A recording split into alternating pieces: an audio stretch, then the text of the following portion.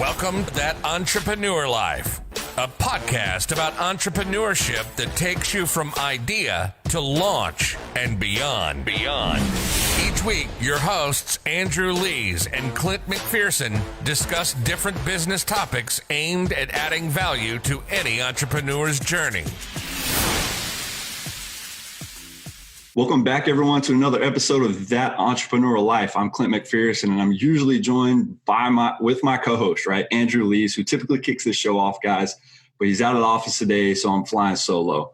With that said, let's go ahead and kick this thing off by welcoming our guest. I'm super excited to have Mike Oellrich on the show today. What's going on, brother?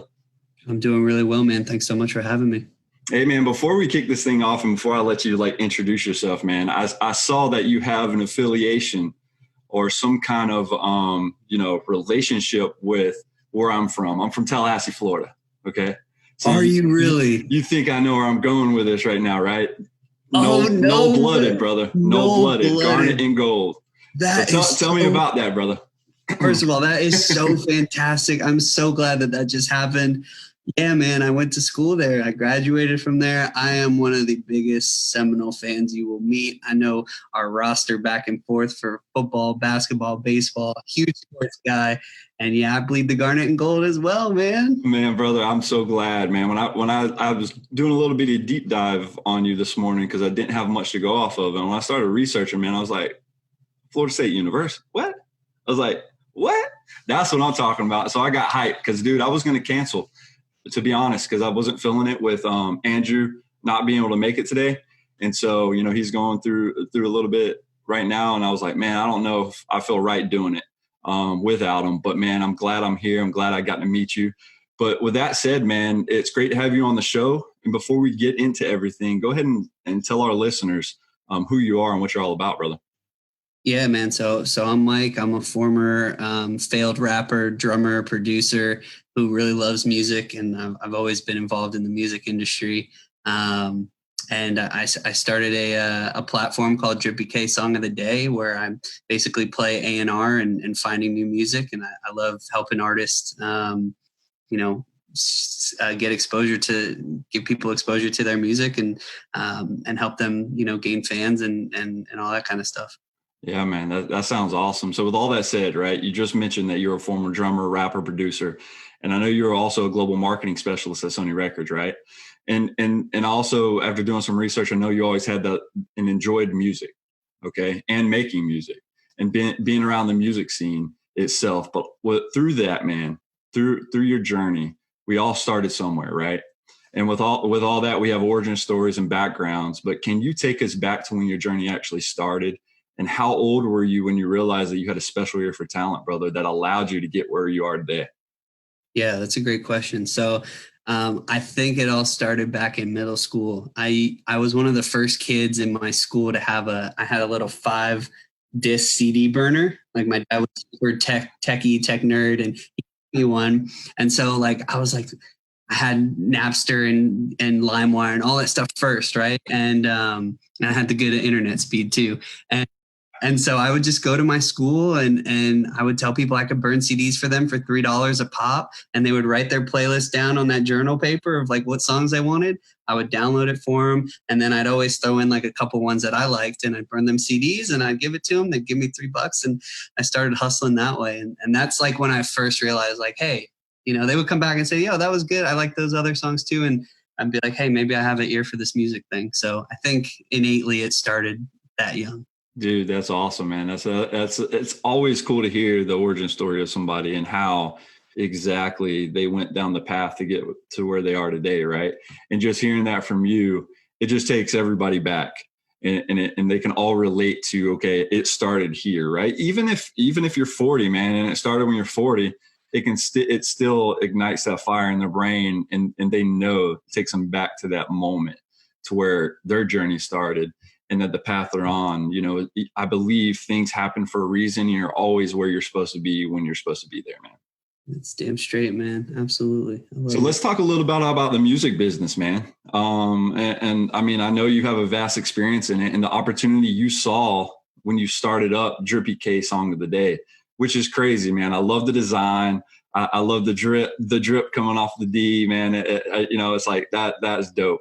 And so I know as a music artist, right, similar to being a podcaster, there's so many different things out there. There's so many different genres, right? There's so many different artists. And it's hard for us, or hard for them as well, to like break through and get noticed because there's so much clutter and things going on. And so when it's a tough scene to catch a break in, man, when did you realize that your actual mission, because I read the mission statement from, Drippy K Song of the day, which is twofold. And I think that's awesome because typically we're always short-sighted and we have that one generalized focus and one little mission art, right? And it always has an end state to it. But when did you realize that it was twofold and not only geared towards the listeners, but to make sure and ensure that the artists themselves get the shine and love that they deserve, man?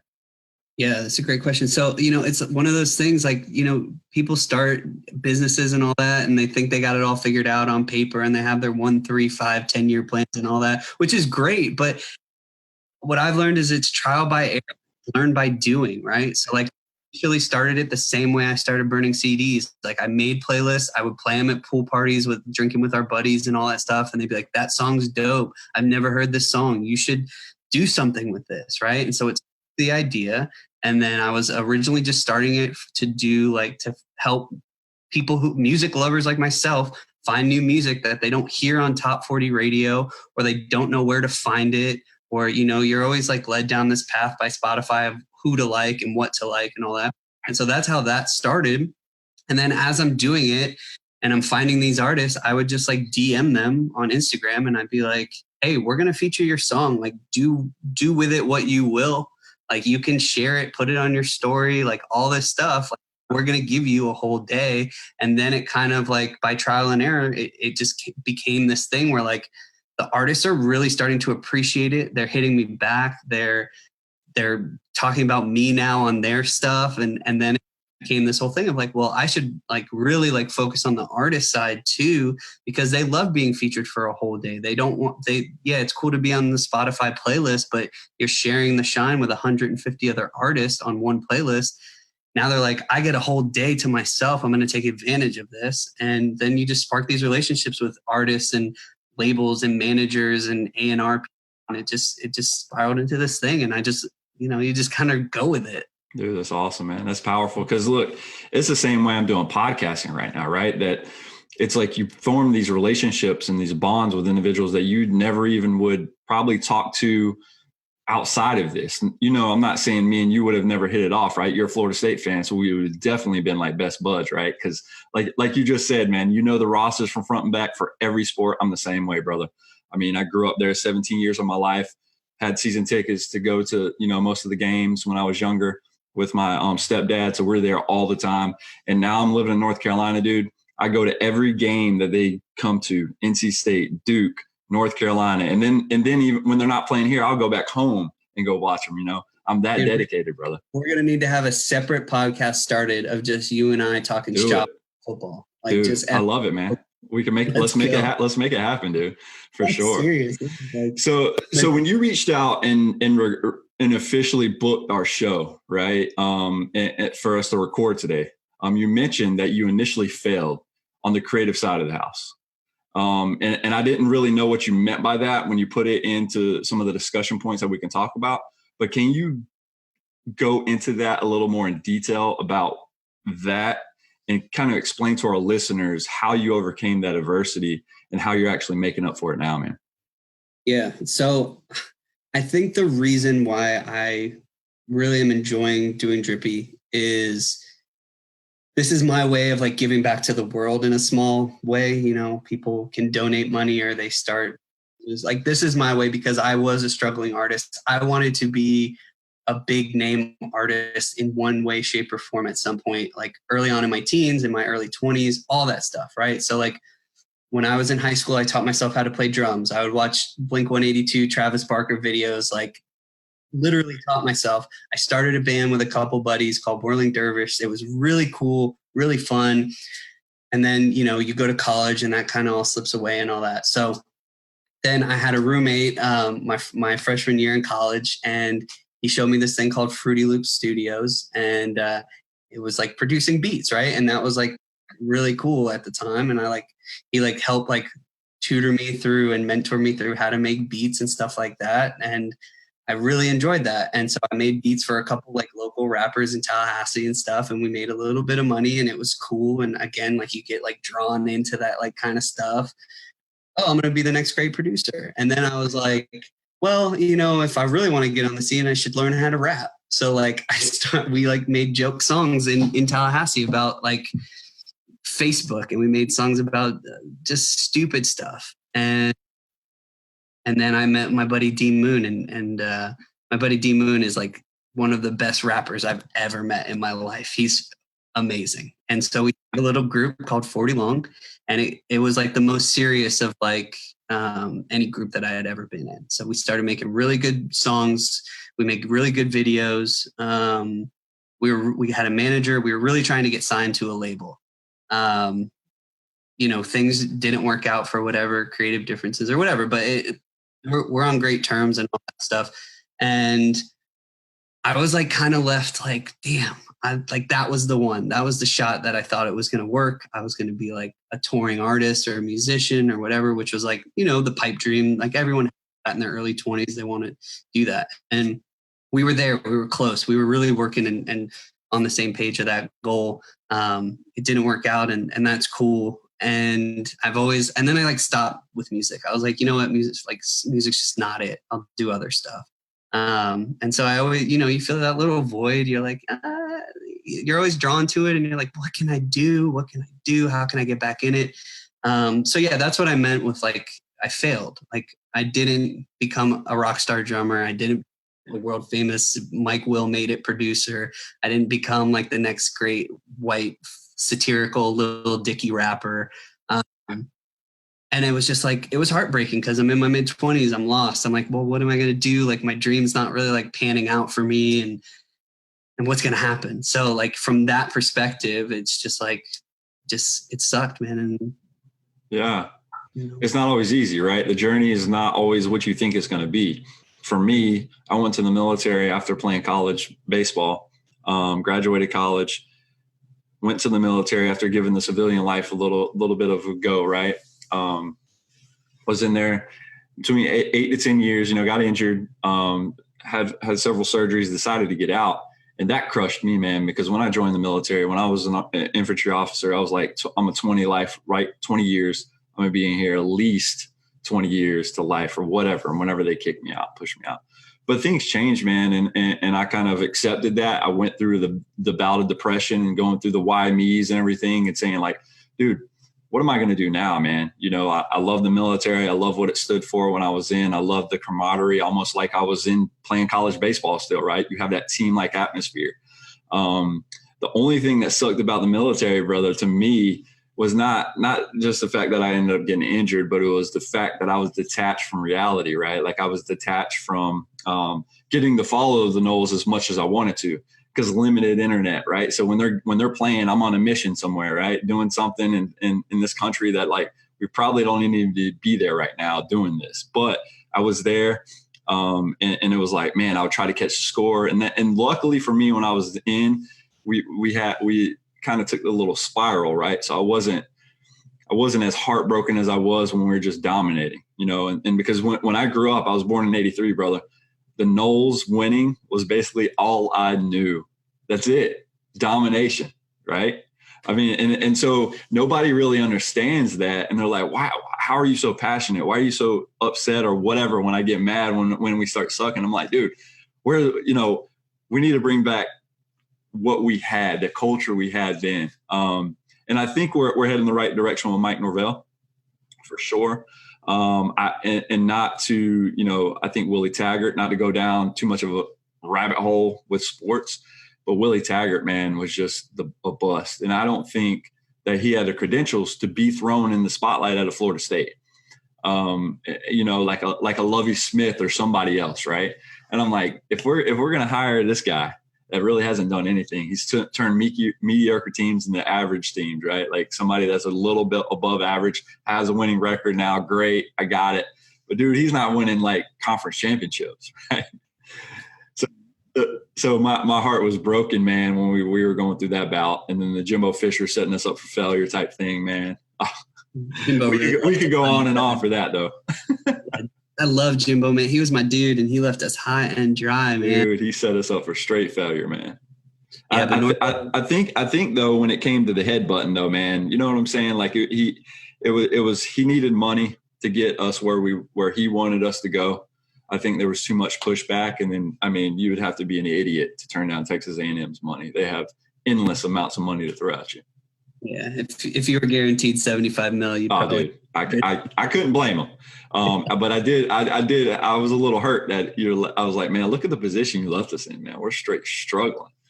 But let's get back to the show, man. My bad, guys. So, and when you also reached out, right?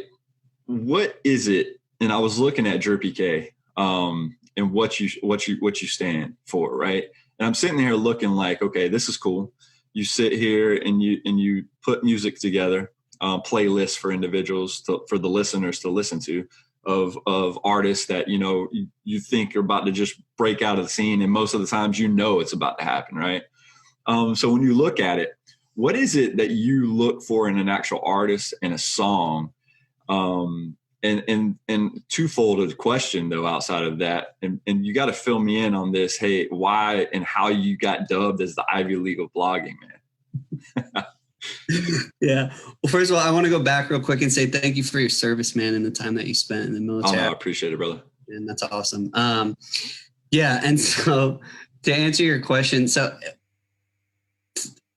for us to like an artist, right? Like I have an intern now, so I could say us. Yeah, well, that's cool because you're like we, and I was like, I know it's Mike running this thing, so it's me. But you have a team. Got it. Yeah, his name's Alex, and he really helps me out a lot. So shout out to Alex too. Awesome.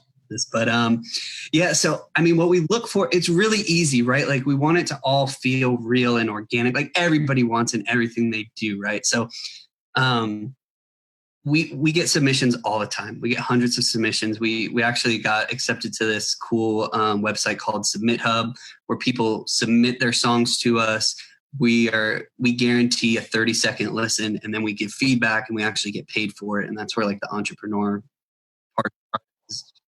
You know, we are starting to make a little bit of money off of this, which is cool. But we give everybody a listen, and basically the goal is, does it give us goosebumps? Like if some female artist sings a song and it just like resonates like down your spine, you know that feeling when you hear something and you get those goosebumps. You're like, holy shit! Yeah. I don't know. You're good, man. Like the Whitney Houston, right? You're like, exactly, holy. Yeah. So it's that, or you hear something, you get, you know, that like dirty, scrunchy face where you're like, oh, this is just hitting. Like the criteria, man. Like if that's it, that's our criteria. If that happens and you have a catchy ass hook and stuff like that, like you're in. Like we don't care what you look like. I don't care your background. Like where's genre fluid? We don't care what genre you're in. Give me a hit record. That's what we're the Ivy League of music blogs because we do one song a day. So we only take the best songs. And that's what I meant by that is like, there's limited space. There's limited availability based on the platform that's created. So it has to be like the best song we've heard that week. You know what I mean? You know, otherwise you can just, you know, you can put a shit ton of songs in a playlist or whatever. Yeah, random ass songs that doesn't like, what is this garbage, right? Yeah. Like, in order to get clout in this industry, like you have to like be able to decipher like the great from the average and from the bad. That's hard. And that's why I think like my ear is good. And I finally found what I'm good at. And it's just the ear for like an up and coming artist. So I hate to toot my own horn. This feels weird to say, but that is what it is. And that's what we're doing. Right. No, I love it, man, because it's fair to toot your own horn from time to time, right? I mean, at the end of the day, you know, a title like that, right, doesn't come easy, man, right? So I love that you made that, you know, connection there, because I think you're right. You hit it right on, right? Being dubbed the Ivy League of music blogs is legit.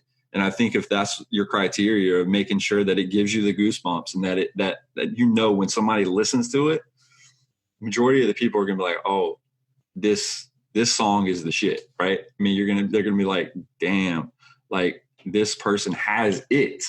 And that, and to make it as a musician, right, or a music artist, you have to have it to some degree, right? You don't have to be the most great looking person.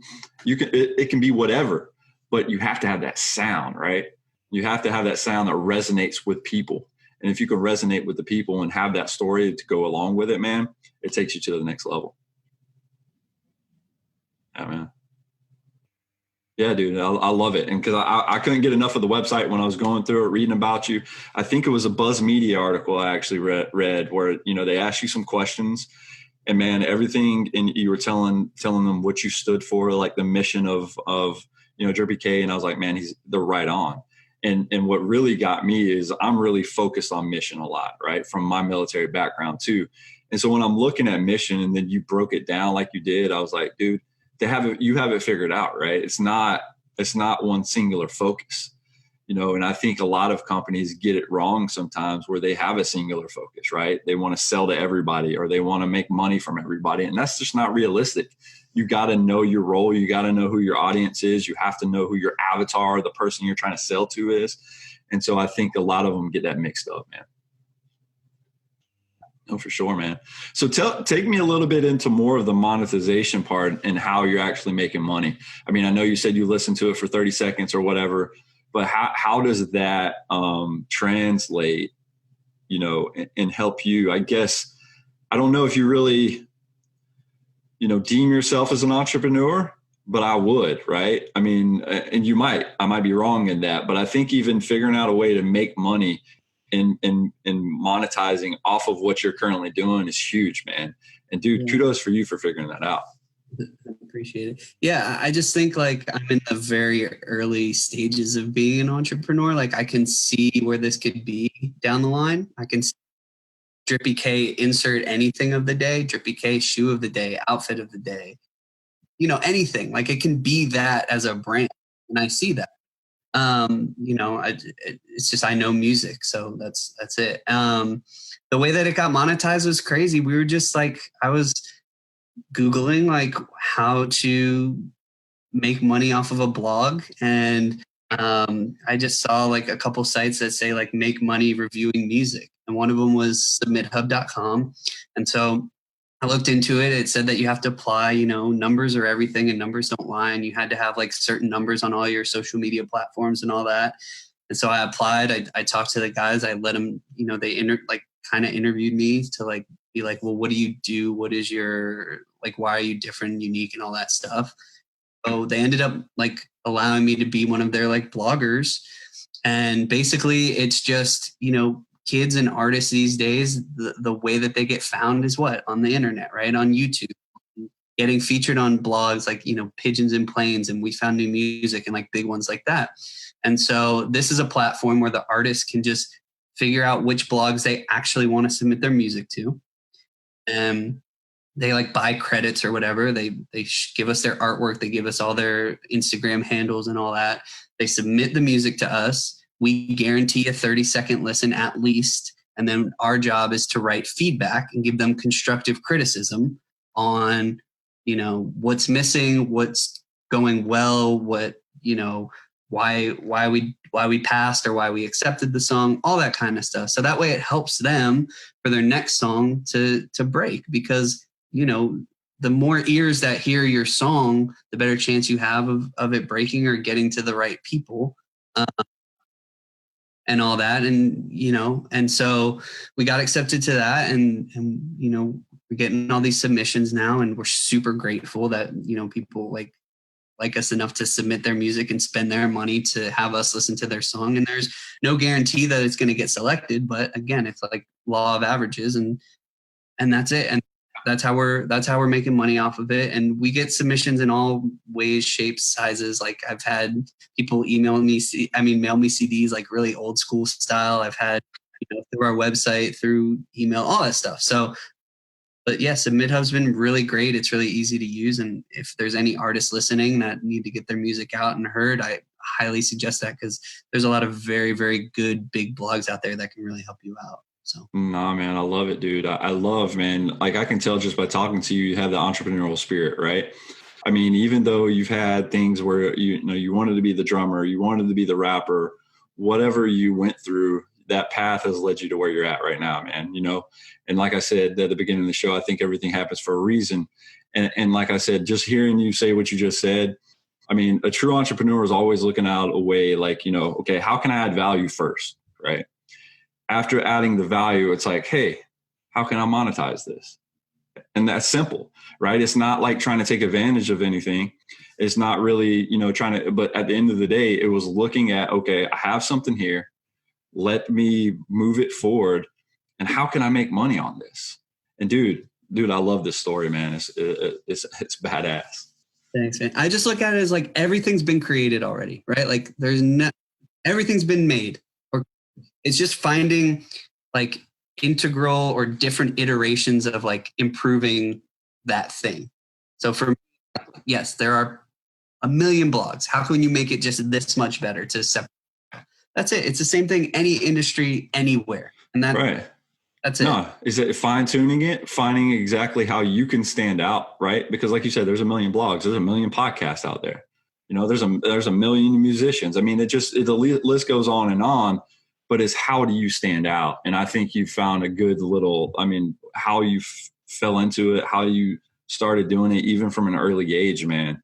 The entrepreneurial spirit has been carried with you. And I'm telling you, dude, from that age, it led you to where you're at. And that's just super awesome, man. For sure. Just making me feel all warm and fuzzy inside, bro. Hey, man, got to. So, Mike, through your journey, man, since we're talking about that right now, from the highs to the lows, brother, what has been the most difficult thing about staying true to the path of where you need to be, man? That's a great question, man. It's just life is very distracting. Like we talked about before that, like before we went live, is like I have a 2-year-old. Really, like I want to make sure that he gets the best things in life. It's always that whole like giving him better than you had and all that. And I'm not going to bullshit you. I've lived a really good life. Like my parents are awesome. I have an amazing wife. Like I have my sister's awesome. Like she's so supportive of me, all that stuff. Like I don't have to do that, but that's not what drives me. What drives me is like being able to give that to other people and, using your failures to prop you up to be better, like learning from them, all that stuff, right? Like you played team sports, I've played team sports. Like it's all about, you play baseball, right? That's a perfect analogy, right? You're going to strike out, you're going to get 5 times at bat, you're going to strike out 4 times, but you hit it 1 time, like, like it's that mentality in being an entrepreneur, doing anything in business. It's like fail, succeed. You know what I mean? And to get back to my point, it's just distractions, right? Distractions are terrible. And like life is hard and you have to just like either set time aside to focus on that passion at some point. Like for me, it's after he goes to bed, it's nighttime is when I can focus on drippy stuff because I have a regular job and I have, which I love. I love my job too. So it's just like, just balancing out all that stuff, man, because life gets messy. It does, man. Clutter gets in the way, right? You always have something that distracts you, some obstacle to always navigate around or through. And I think staying true to being an entrepreneur, man, you got to continue to move forward, right? Or just in general, in life, you got to continue to move forward. And baseball, like you said, is a perfect analogy, right? What sport can you fail 70 times, right? Or 70 out of 100, right? 7 times out of 10, you can get up the bat. You can get out 7 times. As long as you hit it 3 times and get 3 hits and bat 300, bro, you're going to the Hall of Fame. You know what I'm saying? I mean, that's what entrepreneurship is, right? Get out there, fail, learn from your failures, continue to move forward. And I don't even view when I fail or don't succeed at something, I really don't. It's a learning experience, right? I think when you fail is when you give up. And so I think as long as we as entrepreneurs are just people, just as people, as long as we continue to move forward, as long as we continue to know that there's somebody always is in a worse spot than us. And that if you really look at it in hindsight, your life is not as bad as it seems. You're always more well off than you actually think. Right. I mean, when I was going through depression, man, a lot of that's in your head. A lot of that is like self-doubt. A lot of that, we do the imposter syndrome a lot with us personally as individuals that hold us back. We're like, I'm not this person or whatever, but as entrepreneurs and just as people, and to have a positive mindset, you got to say, look, I am that dude, right? I can make this happen, and just make it happen, bro. Failure is important, right? Like there's a saying that a smooth sea never made a skilled sailor. Like it can't be perfect and laid out in front of you. Like failure is important to growing and learning. That's it.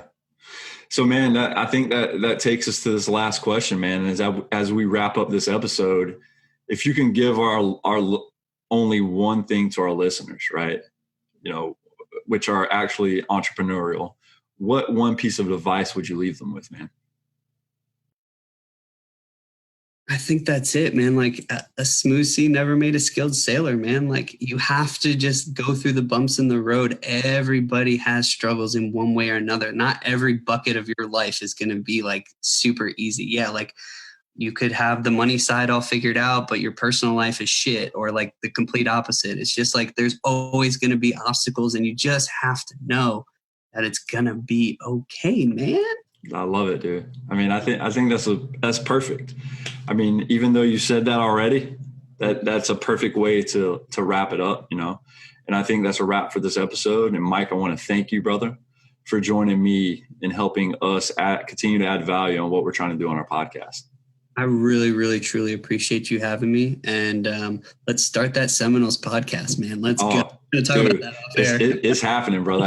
After we push end on this record here, brother, we're going to talk about it. But guys, thank you so much for listening to Entrepreneur Life. To learn more about what Mike O is working on, check out drippyk.com, guys. If you like what you heard today, make sure to subscribe to our podcast on iTunes or any other major podcast directory.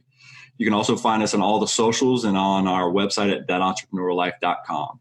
We also want to quickly give a special shout out to our family and friends, to include all of our listeners, followers, and subscribers. If you found value in our show, guys, please consider making a donation. Even just a few dollars helps us keep things moving along and brings value to your journey. Thanks for continuing to support what we do as entrepreneurs, guys. And don't forget to join us next week for another episode of That Entrepreneur Life. Thanks for listening to That Entrepreneur Life podcast. Be sure to visit thatentrepreneurlife.com to join the conversation, access our show notes, and discover our fantastic bonus content. Don't forget to join us next week for another episode as we continue to add value. Until next time.